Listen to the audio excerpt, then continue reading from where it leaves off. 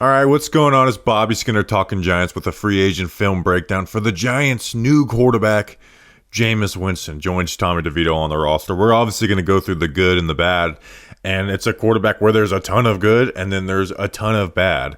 Some really fun stuff, and there's other stuff that is funny if you're watching from the outside in. If he's doing it for your team, probably not as much. We're going to get into all of it. So make sure to like and subscribe to the channel. I wonder how many film breakdowns I've done for the Talking Giants channel. Right, these are big subscriber growers. They help the channel out. So, like and subscribe, but I feel like I wonder if I've done 100 film breakdowns. Like and subscribe to find out, because I'm going to go look that up when I finish this video. All right, so let's get into it with Jameis. Like I said, we're going to go through the good first. I want to go through some, tight window, read the defense plays. Now, this one's a little more basic. He's going to throw the ball to Njoku here. This is just play action versus man. But fit it in past Roquan versus man coverage. Right? Play action. Snap your head. I love the setup here by Njoku on Hamilton. And you got Roquan, right? You see Roquan starting to move. Again, a very good coverage linebacker, even though last year wasn't his best year. And then just no fear. Fire it over. Kyle Hamilton and trail coverage. And just puts a dime on Njoku. I mean, watch. That's beautiful. Right? Got pressure around the corner. Step up. Don't let Kyle Van Noy get a strip sack and put it on him. And then this is more like the verse zone coverage fit stuff in. Here they're going to run play action, a flood concept. So you're going to have a deep corner and then a shallow, a short option. Play action. They're in cover 3. All right, so they're in this 3 deep zone, and you have Kyle Hamilton. He's playing the flats here, right? He's playing the flats, but he sees, right? He understands that these two guys are not both running to this spot, that one is likely going to be running into here and running, a pretty familiar concept. So Hamilton works to play on it, right? Reading it, good job. But that's still Jameis, no fear, which again, we'll get into the bad part of that, no fear. I'm going to fit that in. I'm going to put it a little behind Judy to not let Kyle Hamilton get his hands on it, instead of doing what a lot of quarterbacks would do, which is they would watch Kyle Hamilton bail on this, and then they would throw this ball out to Njoku in the flats on a 3rd and short play. Or sorry, a 2nd and short play. Right? But with Jameis, he's trusting it, right? Fire it in there. Again, put it a little behind to stop Hamilton from making a play. Bam. Nice chunk play. Next play versus the Chargers. Gonna run basically the same concept, right? We got the deep. We got the corner. It's versus cover 4. This is our area, right? You got this corner playing the deep quarter, the safety with them. Pull the trigger on that, right? Not the craziest read, but like a nice, good read by Jameis making a play. Here versus the Broncos. Again, right? This is going to be this is the exact same play call, except for this one doesn't have the play action as the Ravens play, right? We got the deep, we've got the out, and we've got the flat here. I mean, look at it, right? It's like you just watched that play. It's the exact same thing, different spacing with it. But Jameis sees this outside corner is carrying the vertical, pull the trigger on it. All right, safety does, 29 doesn't make the same plays that a Kyle Hamilton makes. But again, pressure coming around the corner, step into it. Nice chunk play. Here, we're going to hit Jerry Jeudy for a touchdown. Kind of a weird play call with the way these DBs are playing it, but you're going to get a touchdown on the post. So they're in like a base alignment, for them, too high. And they run a blitz, right? And I don't know if this is man coverage or if it's a 4-deep shell against this. But regardless, this is 1st down and 10, and they blitz. And again, a lot of quarterbacks would see this on 1st and 10 and see, oh my gosh, they're sending 7 at me, right? They're sending 7. Let me get the ball out here. I'll get a nice gain. Where Jameis is different, right? He wants to read this. He wants to read this safety and see, is he going to step down on Njoku? Because if he's going to step down on Njoku, I'm going to throw the post. And that's exactly what he does.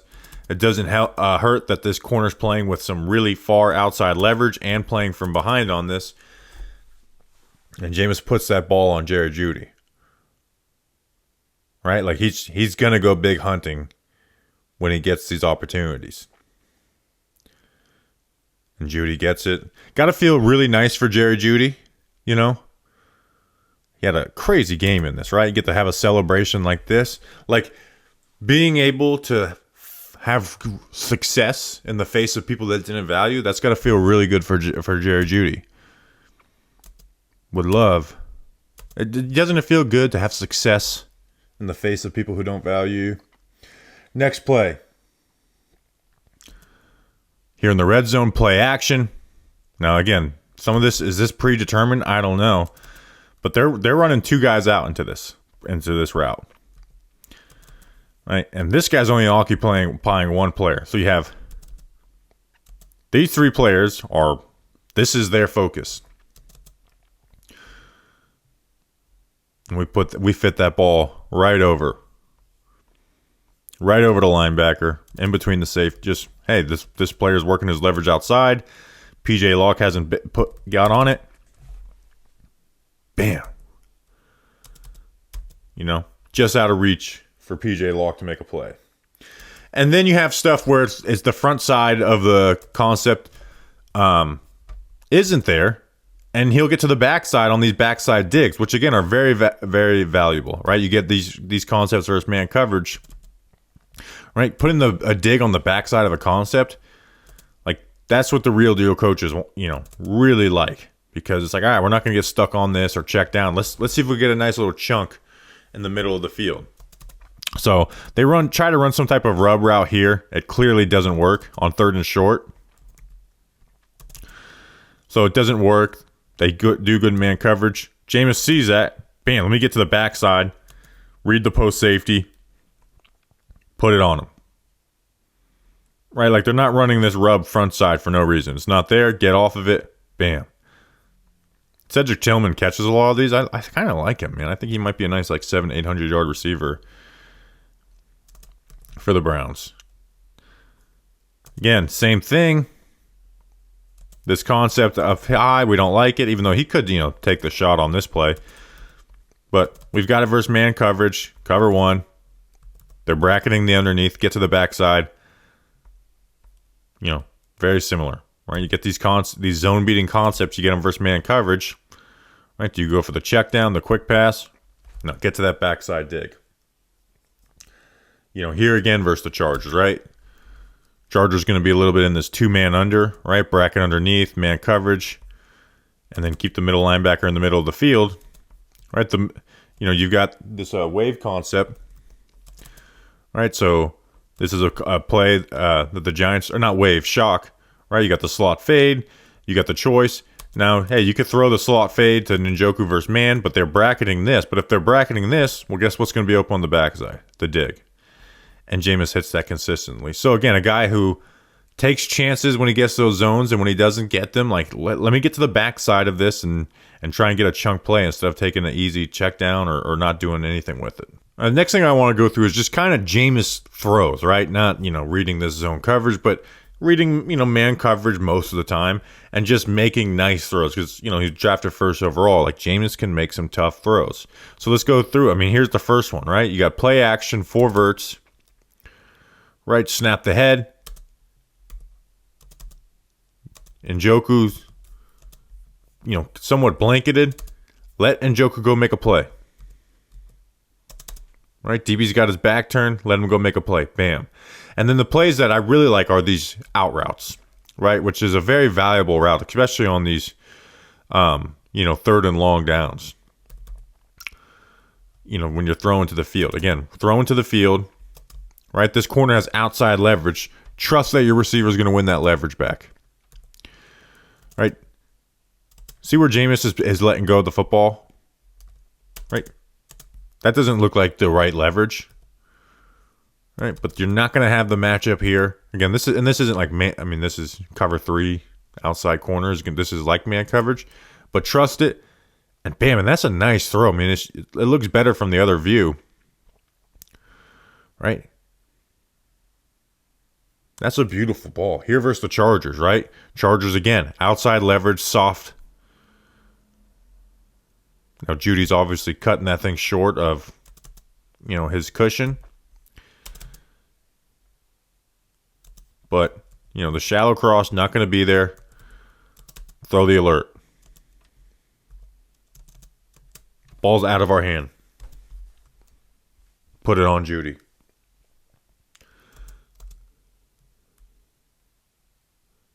It's just nice throws. Here versus the Broncos. Right? 3rd and 12.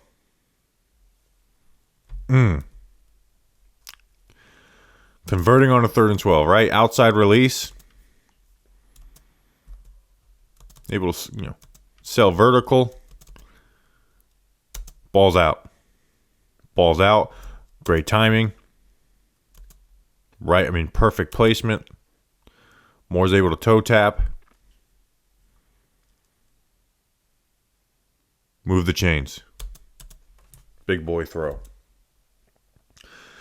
And again, just like giving guys chances to make plays. Right here versus Njoku. You get man coverage here in the red zone. Throw it up. Let him make a play. Good placement. Touchdown Cleveland. Here, really like this, right?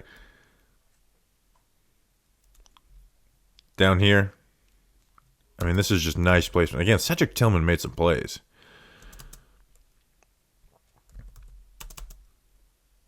Right. Reading this safety. Working down. All right. Find my one-on-one. And again, reading that safety. Finding our one-on-one. That's some fucking amazing placement there. That's good stuff by Jameis. Here versus the Ravens. Right? This is the game winner here. Right? They blitz. Hit him with a cover 0 blitz. Right? Hit him with the cover 0 blitz. On second and 15. Instead of taking the shallow, your reads versus that blitz, let's take a chance. Let's throw it to Tillman behind his head. Right? And I like the way the Browns called this up as like a little bit of a double move, like showing it over and then popping out. But just nice throw for a touchdown.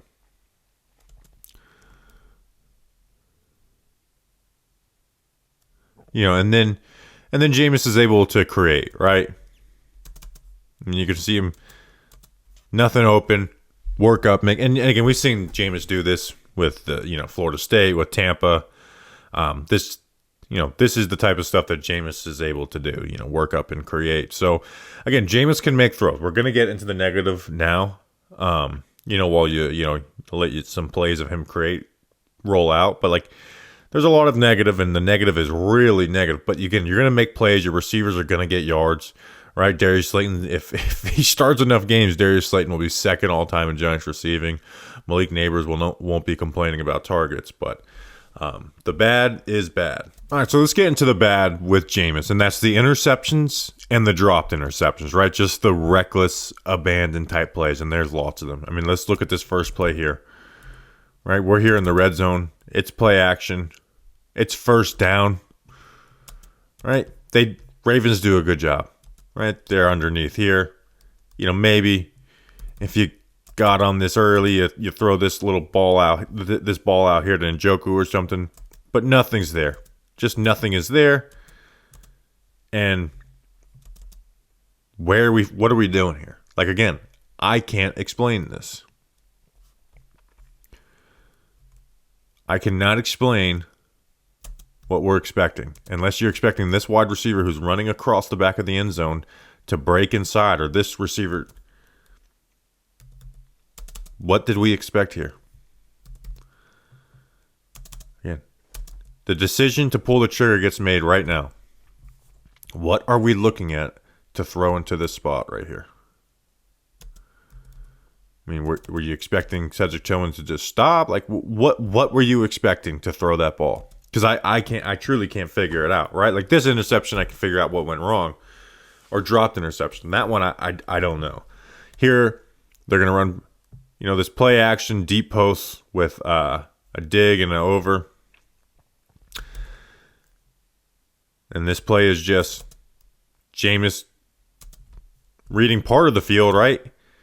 He sees this safety, triggers down to take away the over route, right? Sees this safety trigger down, but what he doesn't do, he doesn't read this safety, right? So he's expecting this middle field to be open, and again, it's another dropped interception by the Ravens.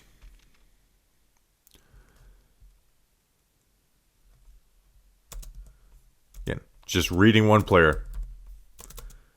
Never considering the fact that my guy Eddie Jackson was coming to make a play on the ball. I trust Eddie Jackson to come down with the ball more times than not. Here versus the Chargers, again, just trusting things. Again, we haven't even got to real interceptions, just the drop ones. All right, Browns are going to run dagger. He's going to try to get to the backside dig. Dropped interception by the linebacker.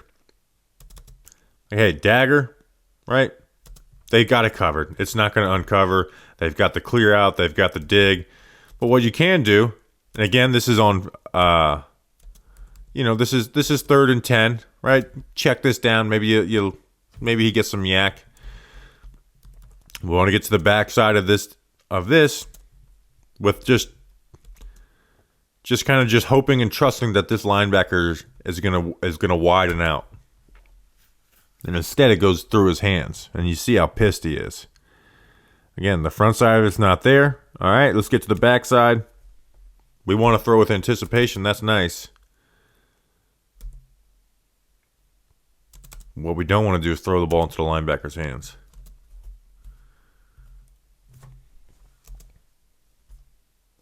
I mean, that's just, again, it's when you hit it, it's fun. But you can't turn over the ball. At least not a ton, which again, Jameis does. Next play, here we got our first actual interception. And I don't know exactly what Cleveland's trying to do here. I mean, it looks like some type of dagger. I don't know how it's being designed. And then both guys look like they're running digs. I just don't know what's going on here. If Elijah Moore just does a really bad, lazy job on the clear. I don't know what's going on, but again, Jameis is throwing here. I don't know what is going on with his route. Right, so I'm not again, play being unsuccessful, not Jameis's fault. Play being an interception. What are we doing here?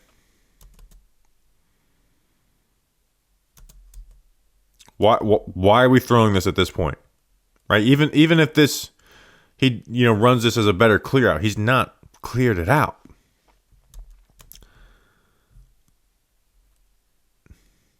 Again, why are we forcing that in there? This is on 1st down.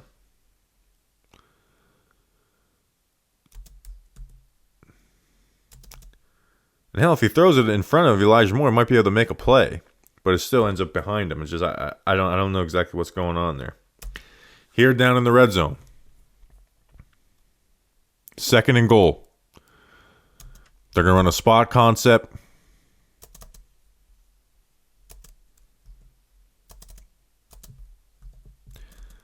The quick game stuff is not there, so the corner we want to throw the flag. But guess what? This corner is reading it. This corner is reading it the entire way, and he tips it up for an interception. Again, it is 2nd and goal. Check it down to Jerome Ford. Let him try and make a play. Is it going to be a guaranteed touchdown? No. But you try and force that ball and you get an interception. Here versus the Chargers, or the Broncos. I mean, these are the ones where, again, what are you thinking? That they're going to try and run, curl flat Hank. It's not there, right? It's just not there. They run Cover 4. They carry this out in the flat. It's not there. So let's get to the backside of this, right? All right, let's check it down real quick. Right, let's get to this a little quicker. We get a little late. Okay, we're a little late.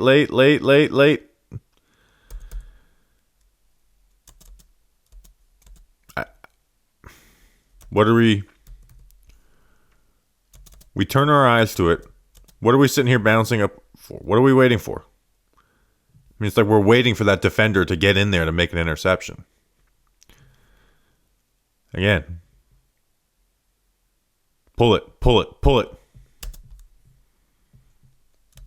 Interception.